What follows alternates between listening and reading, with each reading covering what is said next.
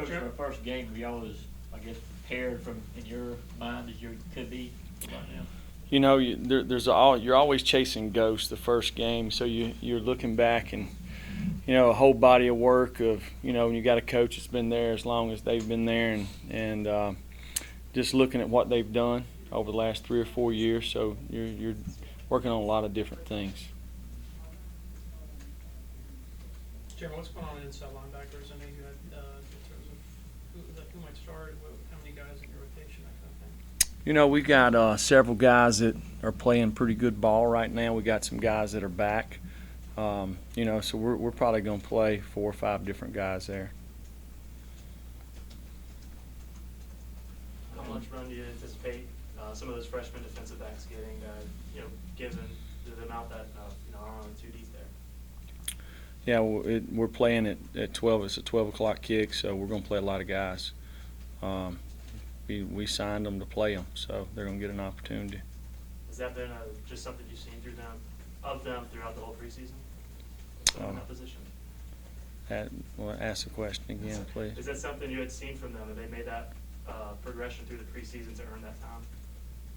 Yeah, that's the way it works around Georgia. You kind of earn, you get what you earn. What's your level of satisfaction versus angst at this point? Coaches are never satisfied, I know. So, I mean. Yeah, no, we're excited. We're excited to play somebody else besides Georgia. We've got some really good leaders on this team. We got some seniors that this will be their last go around. They've done a really nice job through camp, through the off season. We're a young team as a whole defensively, so it's every day is kind of a Monday for us. So I'm sure we got guys that are already kind of jittered up and nervous, but that's why you coach in this game. It's why you play in these games.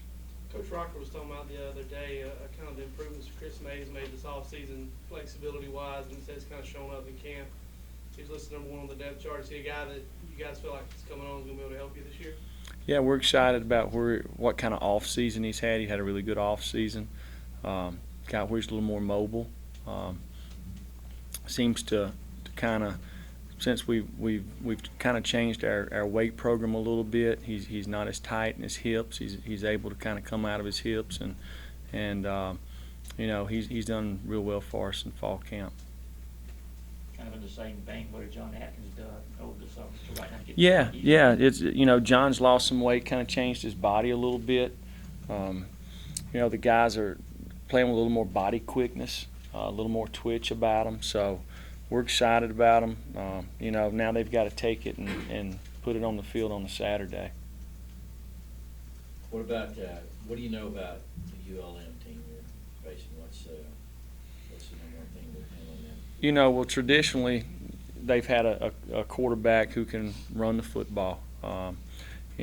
Last year you look in the body of work, the guy they had, which he's not back, but really could spin it, threw it around, understood what they're doing in the passing game, do a really nice job in the run game. You look back, kind of tracing them back over their history. They've done some really good things as far as perimeter runs, a lot of quarterback runs. So there's a lot of different things you have to prepare for. What did Rico do to come in here and earn, it appears, some playing time and some confidence at the star and corner?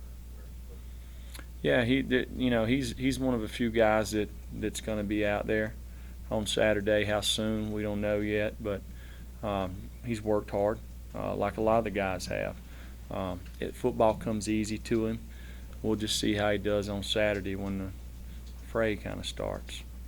Noticed you several times referenced to Dominic Sanders as Dom now. I hear that he earned a 3-letter name now between, just as much as he's played and then as much praise as we've heard from other people tonight. Well, I tell you what, as fast as our offense has been going at practice, you better coach them in a hurry, so it's faster to say Dom, I guess. Yeah.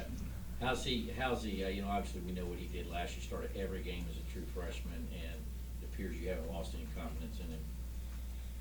Yeah, Dom works as hard as anybody on the football team. He's a guy that is a good leader by example. Football's important to him. He's very conscientious. He's a tough kid. So we kind of lean on him back there in the back end. He has more experience than most of them. It's sad when you got a sophomore that's got more experience than the rest of them. Jeremy, I know you guys are busy getting ready for a game, but the athletic board, I guess, moved forward on the athletic indoor facility. Just your thoughts on, I guess you guys have seen some renderings and just how that's coming along. Yeah, I've not seen any renderings. I know as a staff we're excited about it. I know our players are really excited about it. It's going to help us in recruiting. It's going to help us develop football players, and we're fired up. We got administration that's behind us 100%, and we're excited about that. So when it gets up, we'll be using it as much as we can. In a big picture kind of sense, having been at Alabama and Florida State winning championships, where do you think this program is in 2015 in terms of being in position?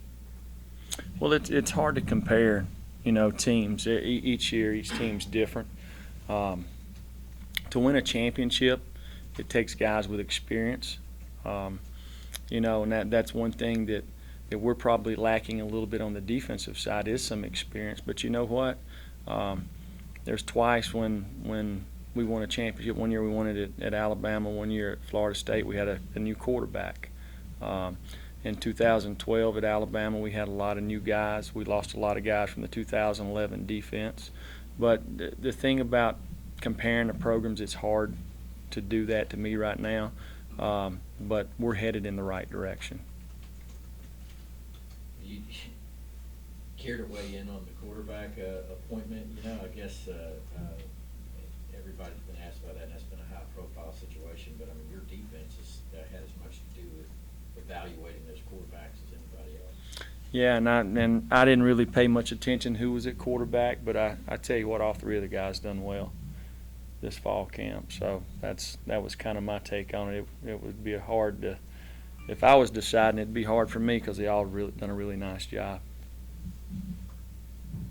Coach, you and some of the players attended at a sort of a rolling rotation at outside linebacker. Have you sort of decided on a depth chart or rotation for that for this week, where some of the guys might play it?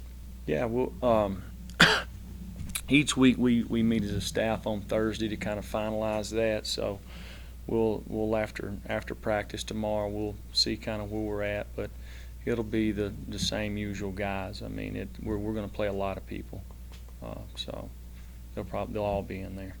Jeremy, do you have a good feel of how many true freshmen you're going to use Saturday? Are you on the fence? We've not exactly finalized our depth chart yet defensively. It's kind of, when you got freshmen, you got guys that you want to coach. You want to coach them and coach them and coach them, but there comes a point, as you're game planning that you got to decide, are the guys going to be ready by Saturday? Because the last thing you want to do is put a guy out there that's not ready.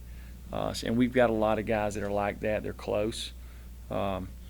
But so we've got to decide on that in the next 24 hours exactly who's going to be where. Coach, is Shadow Fintig healthy now, and how's his development coming? No, he is, and I tell you what, in the last week, Shadow's really improved. It seems like he's trusting his shoulder a little bit. He had a major injury there, and then he had some bad luck in the spring, and didn't get to practice but about 2 days during spring. So hopefully he's getting back in the groove a little bit. And I actually told him yesterday he's done some really nice things. So hopefully he's getting back to his old self. Coach, we saw Leonard get some playing time with inside linebackers yesterday. Is that something, just depending on the package you guys put out, is that something that you'd like to continue inside? Leonard's going to play everywhere, so that's nothing new. He'll play inside, outside. He'll play star. He'll play defensive end. Time for one more. Anybody?